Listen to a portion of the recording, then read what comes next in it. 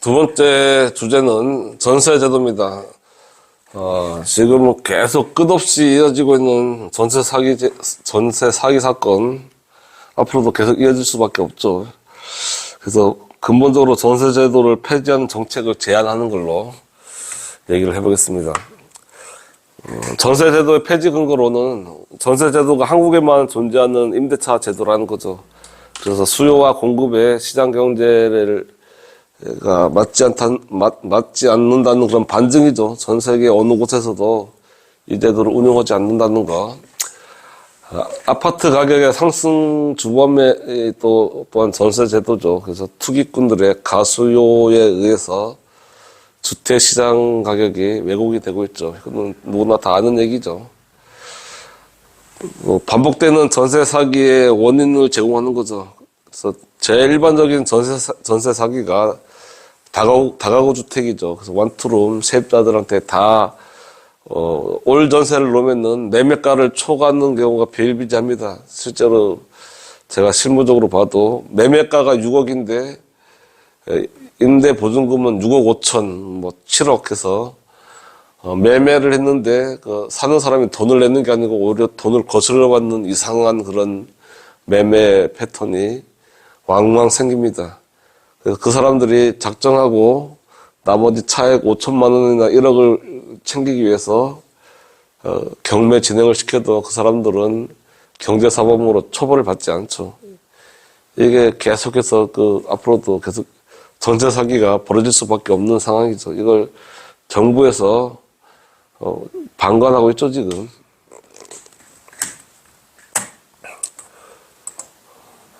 전세제도의 본질이 무엇이냐? 전세제도는 서민에게 더없이 좋은 임대차 제도죠. 그죠? 그냥 목돈을 맡기고, 공짜로 살다가 나중에 찾아가는 거고, 정부에서 지금 전세자금 대출도 최고 80%까지 해줘가지고, 오히려 정부에서 통화량의 양적 완화를 또 부추기고 있죠. 서민에게도 좋지만 또 집주인들인 부동산 투기꾼들에게도 또 더없이 좋은 제도입니다. 모두에게 좋은 제도이기 때문에 정치인들이 섣불리 손을 댈 수가 없죠. 전세를 놓는 임대인들은 누구냐? 이게 전세의 본질인데 부동산 투기꾼이거나 아니면 어려운 이웃을 배려하는 천사이거나 둘 중에 하나죠. 그래서 다 알겠지만 99%, 100%라고는 저도 얘기하고 싶지가 않고 99%가 부동산 투기꾼이다.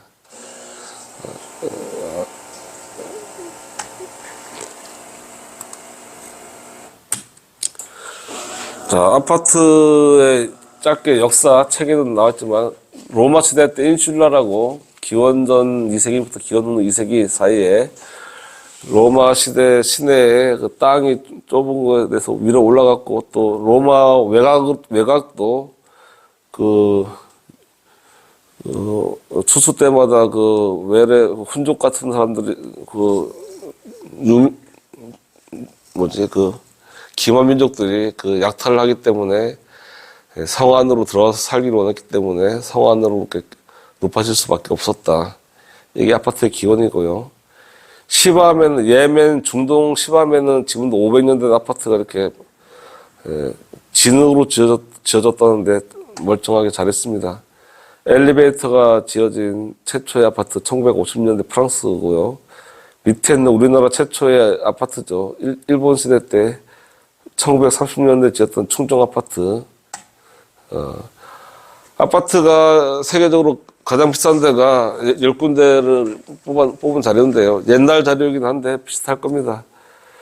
지금 요 아파트들이 다 홍콩 아파트입니다. 이게 되게 좋아 보이는데 다 10평짜리 조만한 아파트들이라고 합니다. 땅이 좁다 보니까 아파트에 용적률이 없어서 동간 간격이 없어서 보기도 답답해 보이죠. 홍콩이 매년 전 세계에서 아파트 비싸기로 항상 고정적으로 1위를 차지하고 있죠. 2위가 싱가포르, 3위 상해, 4위 밴쿠버, 5위가 이제 홍콩 바로 옆에 있는 본토 있는 선전, LA, 뉴욕, 런던, 베이징, 파리 이렇게 있습니다. 그래서 서울 강남이나 그 도쿄도 지금 여기 10위 안에 못 들었네요. 지금은 뭐 더 올라갔겠죠. 그래, 전세 제도가 이 수요와 공급의 불균형이죠. 여기서 잘 아는 우리 경제 수요와 공급의 그 곡선 보면은, 공급 서플라이는 이렇게 그 파란색으로 지나가는데요. 그 수요, 디맨드가 원래 D1이 여기서 우하향하는 그 빨간 곡선인데, 이렇게 이제 전세 하는 사람들이 가수요가 붙어가지고서 D2로 옮기면서 수요가 이렇게 올라가는 거죠. 그러면은 공급은 일정 정해졌는데 수요가 이동을 하니까, 늘어나니까 가격이 올라갈 수밖에 없다. 이게 전세 제도가 우리나라 아파트 가격을 끊임없이 올리는 주범이라는 거죠.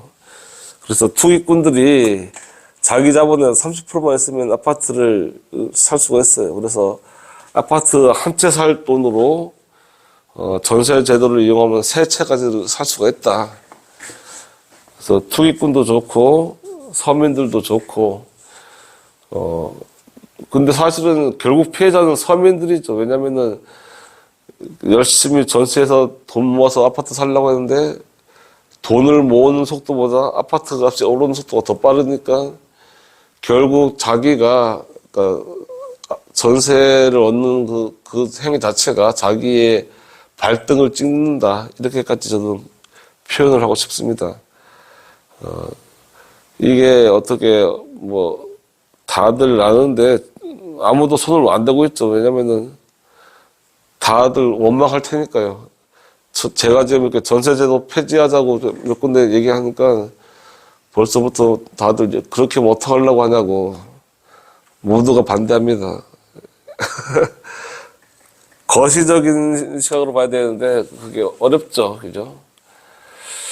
지금 이제 네이버에서 지금 부동산 매물들 시세를 쭉 한번 정리를 해봤는데요. 세종시가 매매가가 3억 5천이면 전세는 1억 6천에서 전세가가 매매가의 46%밖에 안 됩니다. 그만큼 세종시가 매매가가 비싸다는 거죠. 월세는 2천에 70 정도로 해서 월세 전환율이 연 6% 정도로 이렇게 환산이 됐네요. 그 전세 대비, 전세를 월세를 환산했을 때. 대전의 황실 아파트나 크로바 아파트도 4억이나 12억짜리가, 4억짜리는 3억 전세고요. 2천에 100으로. 요게 그나마 75% 정도에서 황실 아파트가 그나마 매매가의 시세를 전세가 반영하고 있다. 대전에서 제일 비싼 크로바 아파트가 매매가가 12억인데 전세는 7억밖에 안 됩니다. 매매가의 58%. 월세는 5천에 220, 아니면 1억에 200이고요. 서울 강남 대치동도 한번 알아봤는데 32억, 31억짜리도 전세는 11억밖에 안 됩니다. 매매가의 33%밖에 안 되죠. 그러니까 이만큼 그 매매가가 거품이 많다는 거죠. 실제로 요게 적당한 시세라고 하면은 전세도 5억은 돼야 되는데 70%라고 치면 그렇지 않다는 거죠. 그래서 대치동 아파트의 월세는 1억에 400 혹은 1억에 200, 6억에 200 요 정도에서 내가 4%에서 한 5% 정도의 월세 전환율로 현재 그 매물이 올라와 있습니다.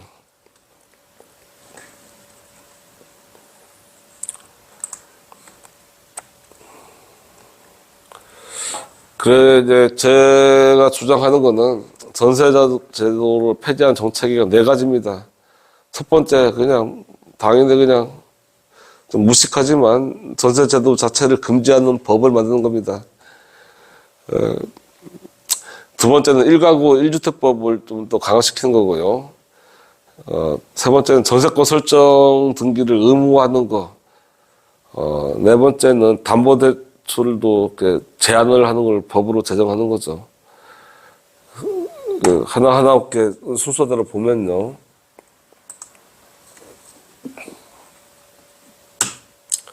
첫 번째, 전세제도 금지법을 제정하다고 하는데,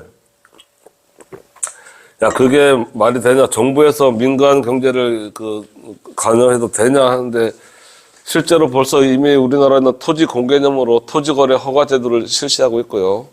부동산 실명법, 금융실명제 다 실시하고 있죠. 이자 제한법도 사채업자들에 의해서 많은 사람들이 자살을 하니까 최근에 근래에 만들어졌죠.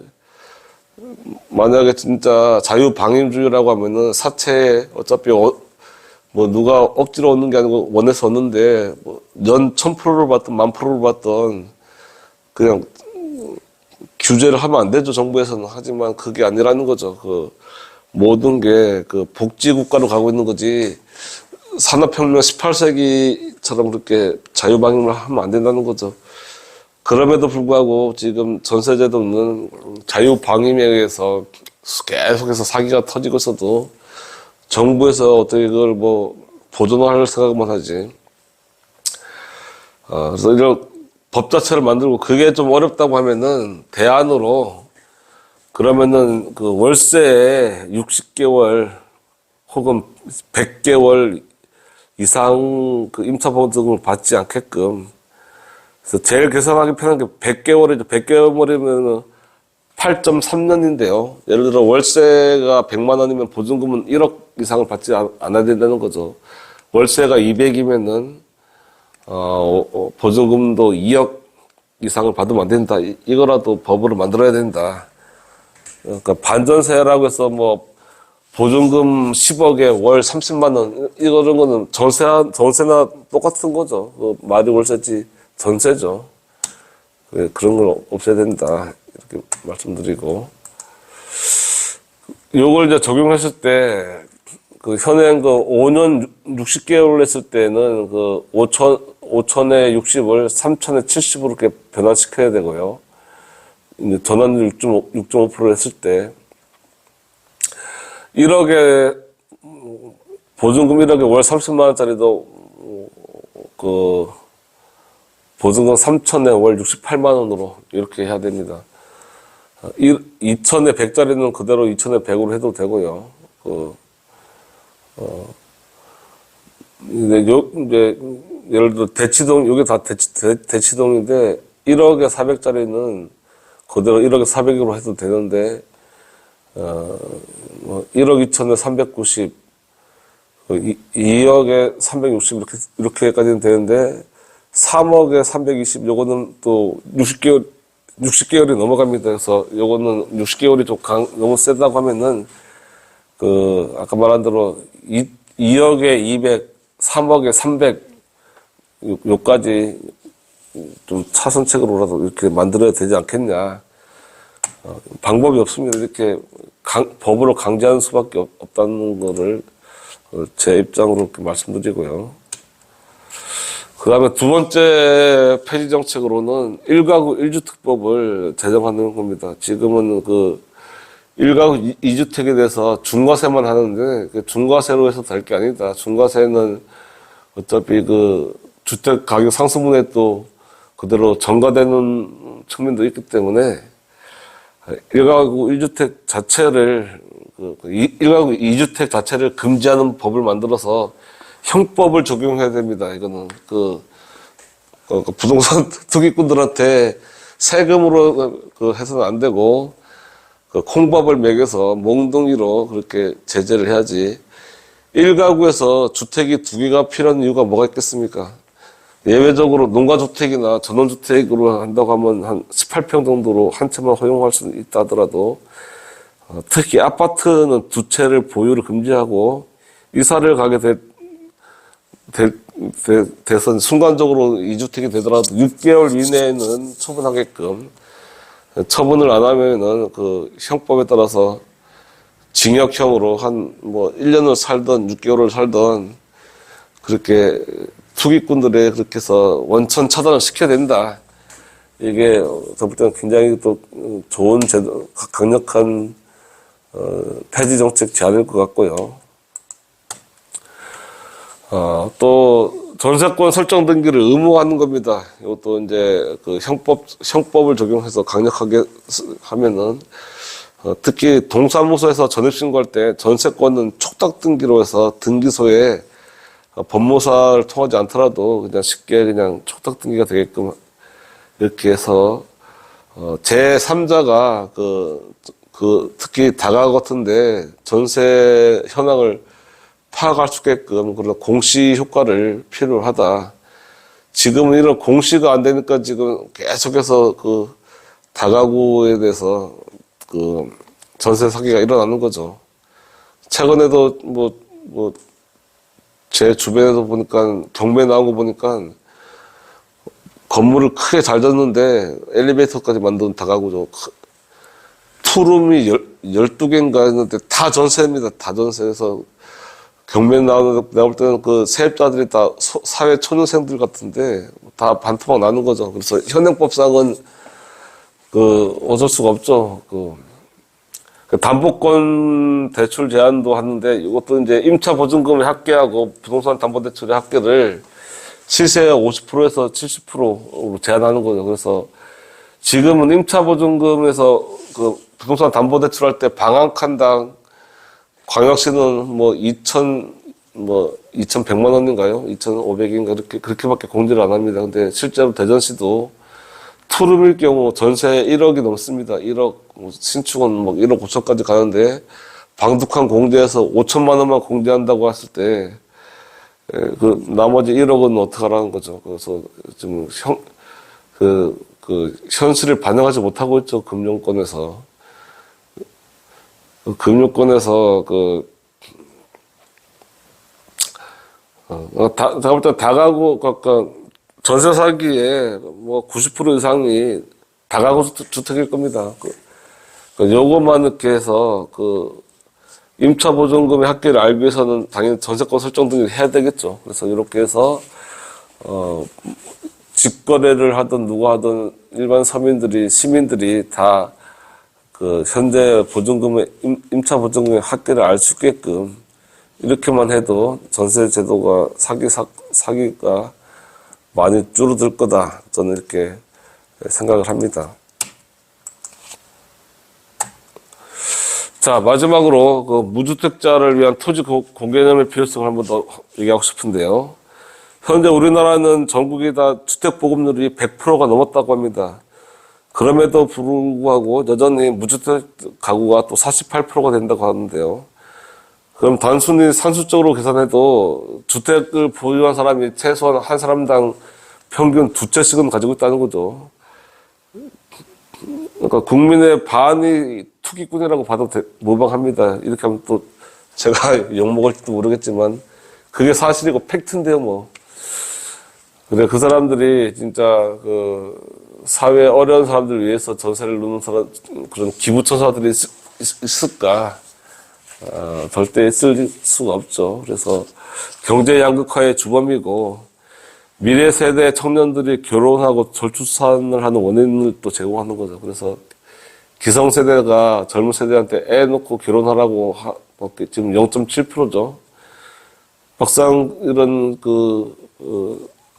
집을 평생 벌어도 살 수 없는 그런 구조를 만들어 놓고 청년들을 탓하고 있습니다. 기성세대가 욕심이 많은 거죠. 자, 이 옆에 제가 쓴 건데, 지 불가 영매 위 지시하죠. 이게 토지 공개념에 대한 최초의 문헌이 성경책이죠. 레위기에 있는 건데요. 땅을 아주 팔지도 못한다. 왜냐하면은 땅은 나의 것이다. 나라는 것은 이제 신을 뜻하는 거죠. 여등제와 면생지 거민이 너희들은 나에게 생이라는 건 낯설다는 뜻입니다. 그래서 낯선 주민일 뿐이다.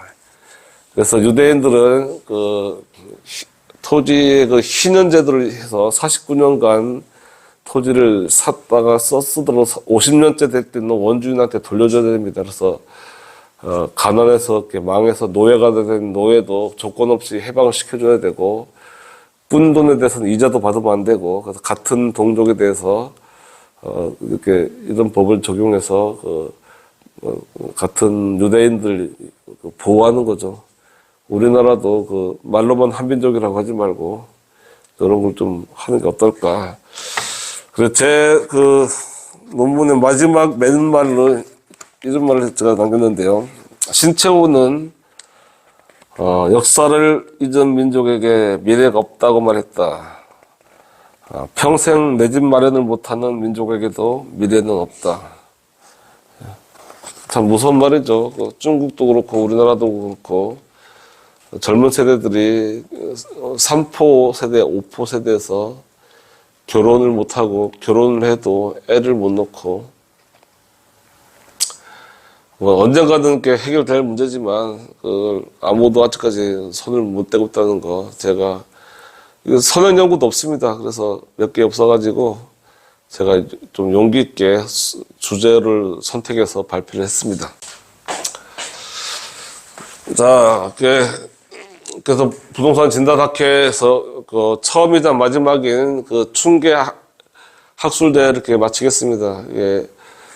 부동산 진단학회는 매년 10월 둘째 주 토요일 날 오후에 하는 걸 하고, 요번에는 이렇게 충계대회를 처음 한 게 그 사단법인을 설립하기 위해서 그 실적이 필요하다, 사전 실적이 필요하다고 해서 제가 한 3개월 동안 아주 고생을 해서 논문을 2편을 발표했습니다.